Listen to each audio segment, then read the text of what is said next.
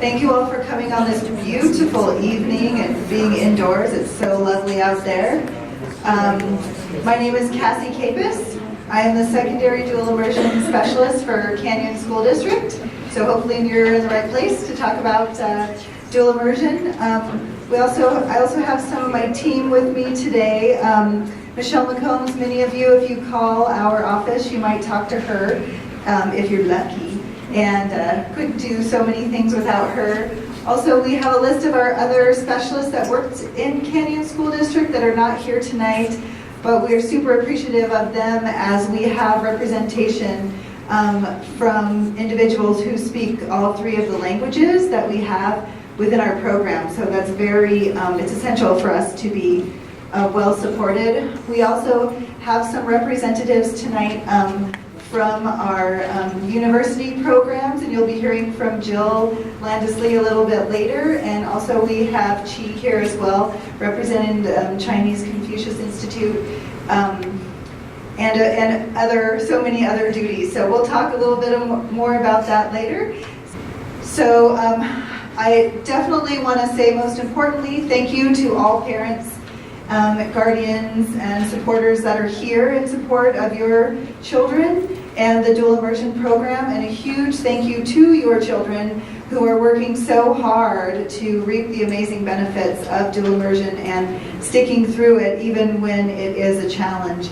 It really is an amazing program that opens the window to so many opportunities for children who are learning a second language, not only with college and career readiness, but what most parents like is the affordable university credit. That's always a bonus. You can also earn the seal of biliteracy, which can go on your children's diploma. Statewide, that is recognized, and also many other states around the country utilize that. It also enhances travel for students to be able to really experience what it's like in other cultures and communities, and serve in those ways, but also here in our community. And the jobs that students can have when they have not only bilingual skills, but communication skills are really increases the opportunities for them. So thank you all for giving your students, your children, those opportunities. Our dual immersion program, we're going to talk about secondary program tonight. The entire program is vertically aligned to the proficiency targets that we expect students to reach. So each grade level has a proficiency outcome on where it is we want students to be able to be by the end of their current year. So in building the curriculum, we keep those targets in mind. With that, the targets that we have set, that are set statewide, is that students who graduate high school from the dual immersion program in the Utah State model will be graduating at an advanced level of proficiency.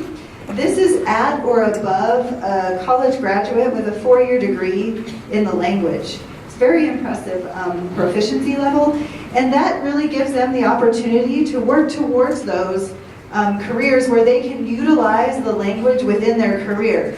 Not just translating or communicating, but really having a career where that language is utilized, being an engineer who utilizes the language as well. So it's a wonderful opportunity. So we're going to start with middle school and what that transition kind of looks like. How many of you are currently parents of elementary students? We have a few? Excellent. And middle school? Kind of a half and half, and high school.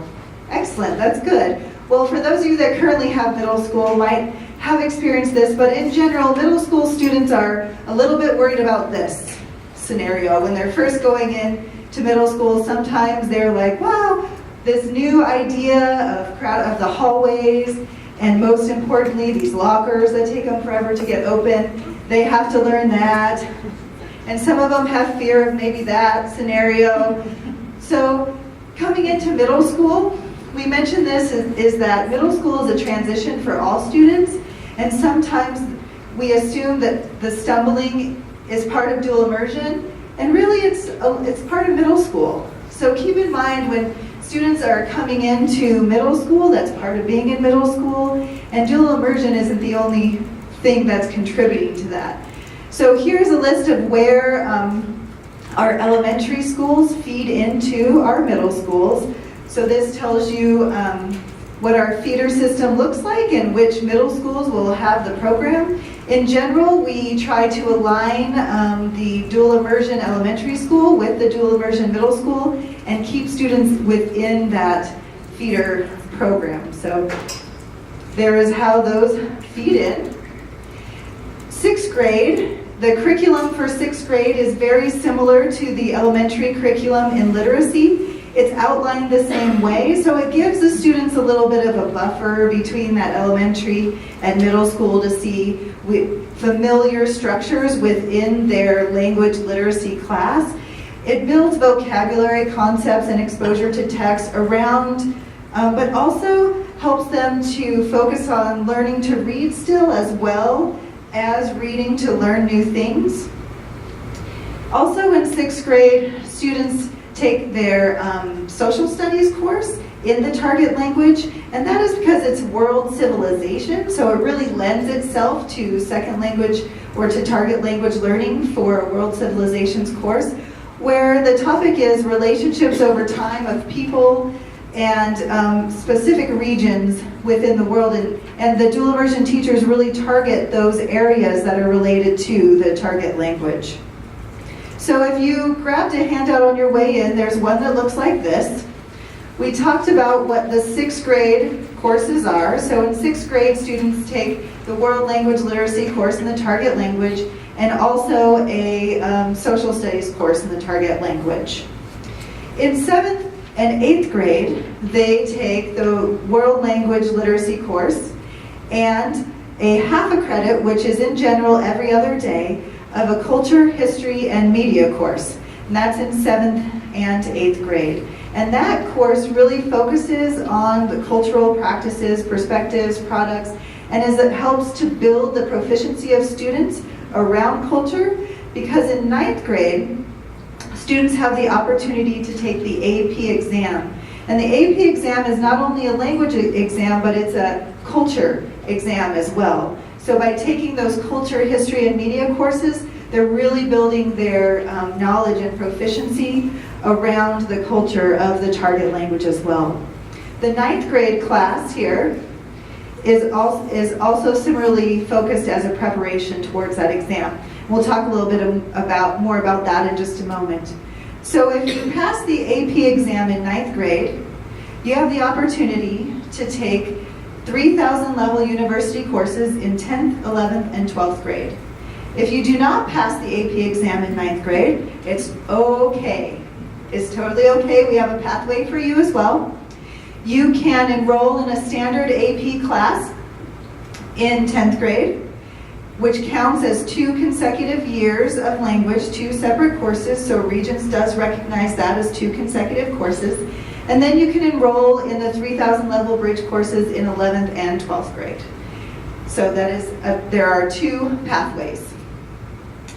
What the courses of 7th through 9th grade, I talked a little bit about as well. There is a little shift between the structure of the course in 6th grade and the 7th through 9th grade. So the 6th grade looks a little bit, the target language course looks a little bit more like elementary school, so it gives that little buffer into coming into middle school and all those new things. It looks a little bit similar. In 7th through 9th grade, it steps up a little bit. There's a shift in the structure, and it's really around those AP themes, AP tasks, and practice and content towards being prepared for that exam. So students notice a little shift in the curriculum and the expectations from 6th to 7th grade. The Culture, History, and Media class, like I said, it focuses on authentic text, media, history to help prepare for the AP exam as well. So our end of 8th grade goals are listed here so that you can kind of see where you should expect your children to be at. There are a variety of ways of communicating what that is. So based on the proficiency targets, you have a list of those where a student should be. Also, and proficiency reports. You have been getting proficiency reports throughout your elementary school career.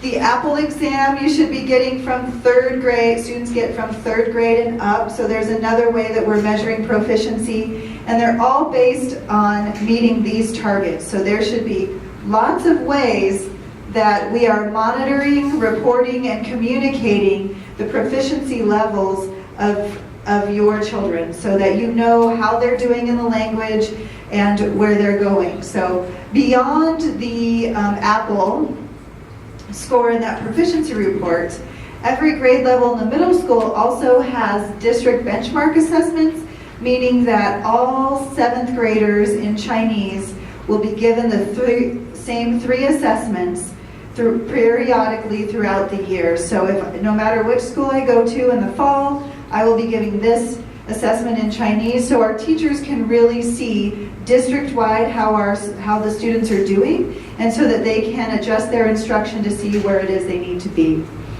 And district-wide, we do that in all content areas.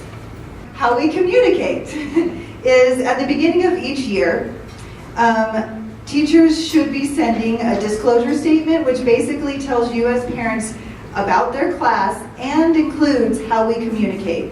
So within our district, many teachers communicate by either Canvas or by email. So how many of you have used Canvas to see any of the things that your kids are doing? Okay. Some teachers prefer to send weekly information via email as well. So basically, you can find on our district website, you can find the scope and sequence for every course. You can find the list of the curriculum for every course. You can see course descriptions, and that is here on this website, isd.canyonsdistrict.org. And this presentation will be posted there tomorrow as well for anyone that's looking for it. As far as moving from middle school to high school, here's where we have our sites and the years that they are starting with their first dual immersion 5 9th grade classes. So you'll see that next year Hillcrest and Brighton will be joining dual immersion in high school. So we'll have Spanish at Hillcrest next year, and we'll have Chinese at Brighton next year starting in 9th grade. Once again, we try to keep these schools within the feeder pattern so that students coming from Mount Jordan have access to Jordan High School, and students coming from Union and Midvale, which naturally feed into Hillcrest. That being said, we are committed to doing our best to keep those programs within this feeder system. We have to review every year the number of students that are continuing in the program and how sustainable each can be. So the more you encourage your kids to stay in the program, the more that we can support the program at more locations.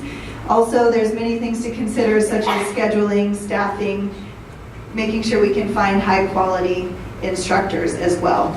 So we do have to review that every year and say, okay, is this program sustainable? Do we have enough students? And we try to balance the numbers within each program as well. So a quick note on out-of-boundary permits. If you are currently attending a dual immersion school and you don't live within the boundary of that school, that is totally fine. You don't need a permit as a dual immersion student. However, if you decide to not continue in dual immersion, you would need to get another permit. So if you decide to drop the program and you're on permit, your permit for dual immersion is no longer valid, and you would have to get a standard open enrollment permit. So we talked about that the dual immersion 5 and 9th grade course is an AP preparation course. It is around the 6 themes of the AP exam, and they do AP tasks in practice to prepare for the exam. It is a little bit different than the standard world language AP class because it is designed specifically for 9th graders. 9th graders are a lot different experience-wise, maturity-wise than 11th and 12th graders. So the class is targeting 9th graders and also targeting the skills and abilities of dual immersion students. So the class is a little different than the standard world language AP class. For that reason, it does count as 2 consecutive years if you need to take the DLI 5 in 9th grade and the AP in 10th grade. Are the AP tests the same that they take? 12th Yep. graders versus 9th graders? Absolutely. So the AP exam is the same all over the country.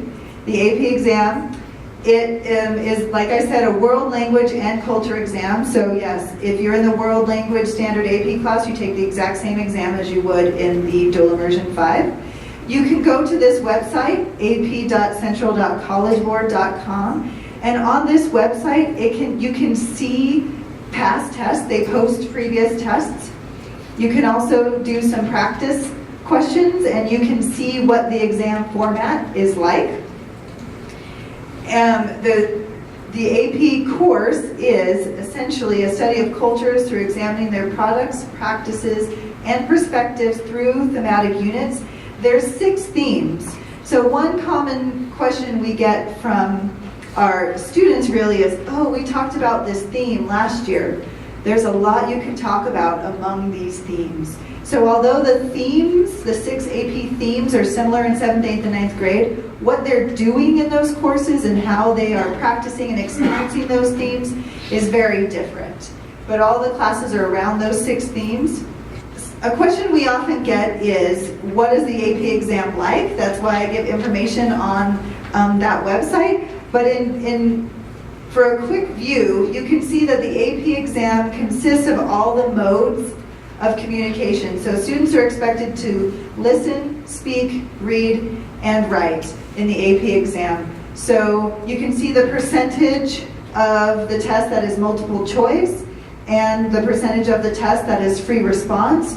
So all of these things, for example, an email reply, a persuasive essay, and a conversation, a cultural comparison. If you have current 9th grader, they're going to tell you they have practiced all of these things. They can't practice exactly what's on the test, but they're practicing how to do an email response, how to write a persuasive essay, how to do a cultural comparison, so that they are prepared for this exam. And that is the bridge into what happens in our dual immersion program with the AP exam. What is the next thing? In Utah, we're the only state doing this next thing. So this, to me, is the most exciting thing to talk about, which is our bridge courses. So if students pass the AP exam in 9th grade, they have the opportunity to enroll in bridge courses. And these are 3,000 level, so upper division, university courses. They get university credit. They're accepted by 6 of our local universities. If you look on your FAQ handout, a list of those universities that will accept those credits are there. It's a full year course. They get 3 credits per year.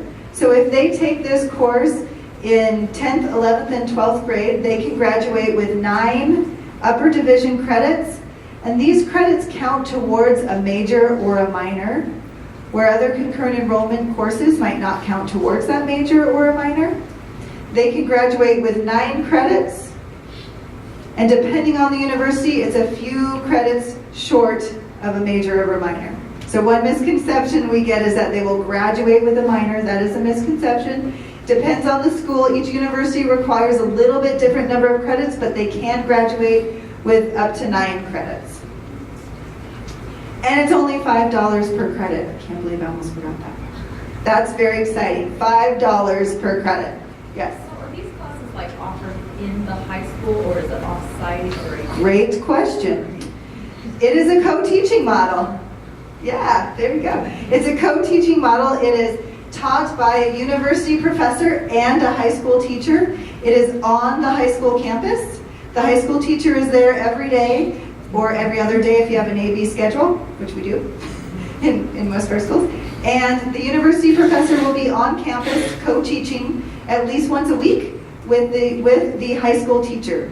So it's not a hierarchy, it is a true collaboration where they both are designing and delivering content, instruction, assessment, feedback. They will be in communication with parents and students. They'll be utilizing Canvas, so if you didn't raise your hand on I use Canvas, that'll be a big thing with our university partnership to help communicate that. give me 1 minute. I want to say 2 more things, and I'm happy to answer some questions. So currently we have this course happening at Jordan High School for the 2017-18 school year in Spanish. And like I said, we will be adding a little bit more next year. So this is the bridge course sequence of what we have from 2016-17 to 2018-19, which is next year. So next year we will have Corner Canyon and Alta joining bridge courses. So we will have Chinese at Corner Canyon and Alta, and Corner Canyon will have French as well. So this is the courses and the course names that that each of the high schools will have. How this works is it's cyclical. So this is a 3-year cycle.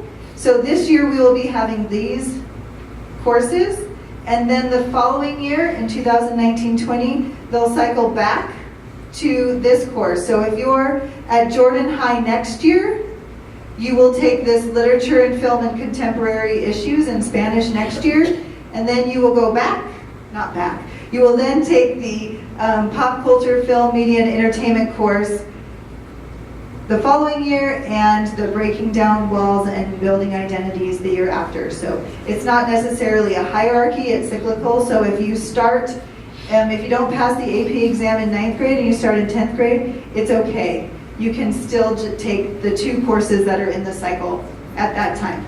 So our next little segment here, and if you look on your FAQ, you will see the list of the teachers for each school and the university professors that we have identified. We have not identified all university professors yet.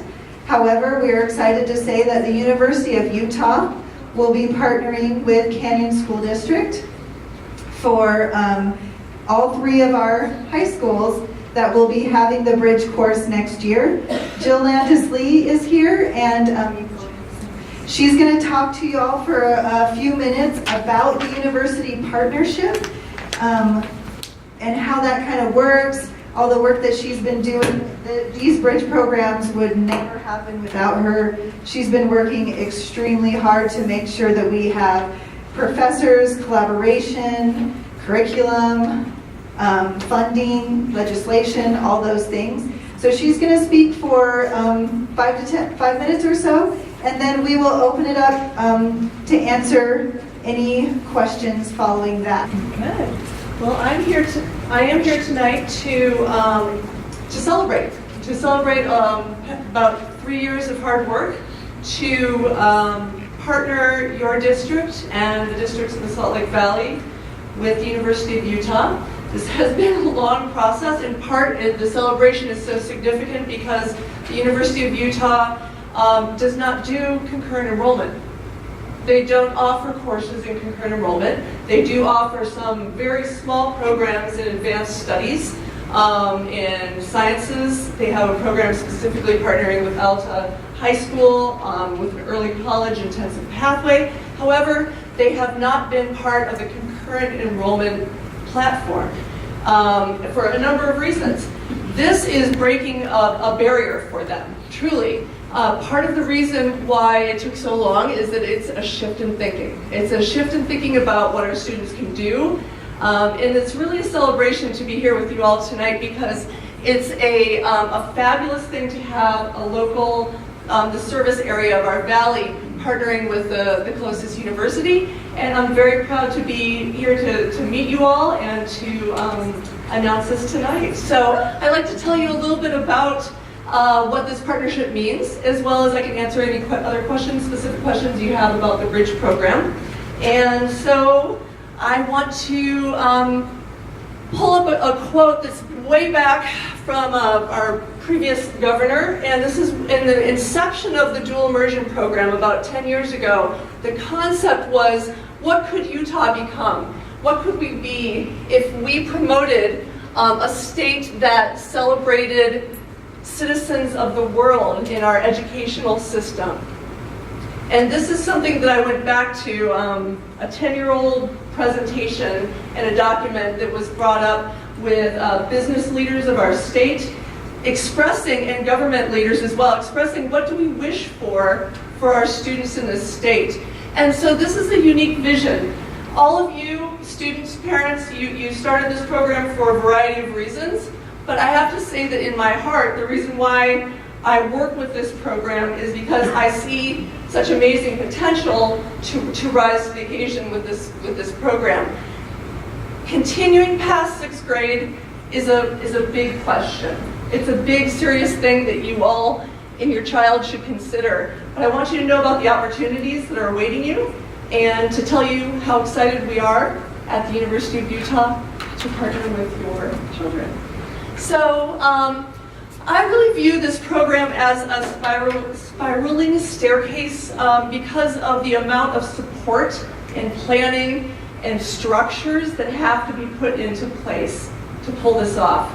This is not taken lightly. In fact, it's taken so seriously that it's taken the youth 3 years to get there. So it's really something that is taken very, very seriously in the amount of consideration it takes on all levels, all through K-16. And so while we have a K-12 program, we have K-12 courses, this is a vision of what education should be articulating into university choices and careers, into aspirations, what do I want to become, and how does it fit in with knowing and being a bilingual and multicultural person. So it is a very, it's been an interesting thing to watch, and it's amazing that we're here. And all of you students may be in this program, and adults may be promoting your students to be in this program for a variety of reasons. I just wanted to mention that this early college opportunity is something that we looked at to see how do we support a student as early or as young as 15 years old to succeed.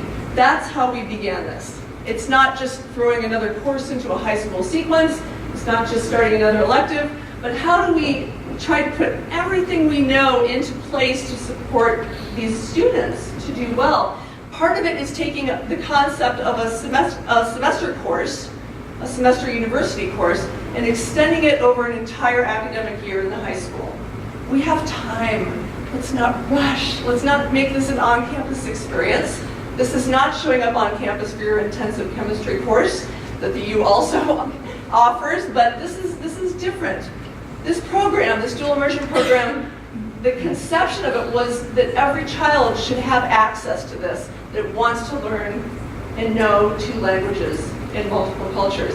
So while the AP year is intense, after the AP year, it's almost, I watch the students across our state, we have 6 high schools right now in the second pilot year, and the students are enjoying themselves.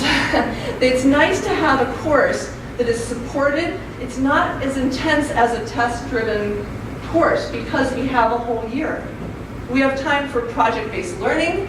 We intentionally build exemplar projects into these rigorous texts and sources and concepts and theories, but we also have time to create things, to connect with the Chinese language community, with the Spanish language community, with the French language community. What are we going to do to bring those communities into our classrooms and really learn who these communities are? This is something beyond a course, we hope. This is the intent. So while you may be in this program because it's early college, you can see the benefit on transcripts, you see the benefit on dollars, of course, to do a university course for $5 a credit is incredible. However, I do want, the thing I decided, and asked Cassie if I could talk about tonight, is what does it mean to be coming into 10th grade with the language proficiency comparable to that of students their junior year or maybe their senior year in a college course sequence. And part of this is the connection to the College of Humanities. Did any of you go to college and take courses in the College of Humanities?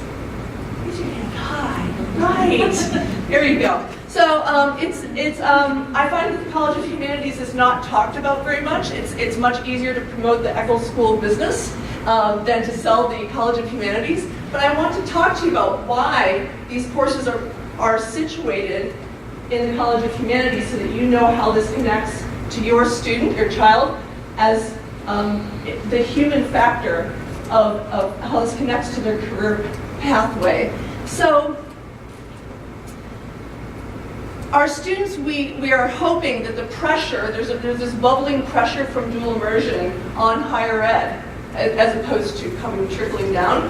Dual immersion is putting pressure on our system of higher education in our state to do something different, to provide something that is not the same as has been provided in the past. How are these students different? They are not the same. We predict that they will not be the same when they graduate from high school. So this pressure being put on our system of higher education has been really interesting and healthy. What will we create? It's still being discussed, and I don't have all the answers, but I do have a few examples. I want you to know that humanities in general, whether you decide, people might go into communication or into English, history, linguistics, philosophy, or into world languages and cultures, all of them are rooted in the concept of writing, communication, of thinking that is careful and critical, that is thinking based on listening to others and understanding others' perspectives. That's sort of the foundation of what humanities is. And that allows you to connect with people that you may not normally connect with. And so it's this connecting across languages and cultures that's really exciting. Here's a funny poster the College of Humanities put out. Just a good laugh, right? So, we want science majors, we want math majors, we want every major, but there's an interesting connection to humanities, and I'm going to show you a quick little clip about humanities, how humanities is integrated into the sciences, into the various other colleges on our campus. We also have really exciting opportunities. We have the international and area studies where students can learn an additional language. There's less commonly taught languages, and there's amazing scholarships out there for a student who may know, let's say you know Spanish and you want to learn Nahuatl and you want to study and connect with the native populations. You can do humanitarian work. There's amazing things that are happening with less commonly taught languages. Also in the media, there's been a lot about what does it take to get hired by the top tech companies in our country. And I don't know if any of you caught this media, but they're talking about, yes, everybody comes with amazing technology resumes. If you're going to apply to Google or to Apple or wherever it is, you're going to be pretty amazing in your skills. However, if you don't have the ability to communicate, to collaborate, to hear and consider other people's ideas, they don't want you. So this ability to understand each other, and then for our students to understand other cultures, is what will put them ahead. So the connection that we feel the humanities brings to your child's career decisions is that knowing languages is certainly a very human endeavor. We feel strongly that languages and learning two languages is something that everyone is capable, every human is capable. And so we just want to celebrate with you tonight and really look forward to working with you all, parents and students alike. And I'd be happy to answer. There's lots I could tell you.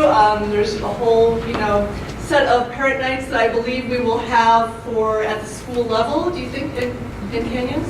And so you can find out more about the curriculum, about registration, about how concurrent enrollment works through the U, and we're here to help you through this process. So thank you all. I applaud you as parents. I'm one myself with immersion students, so I know it's hard, and I really appreciate you coming tonight. So thank you.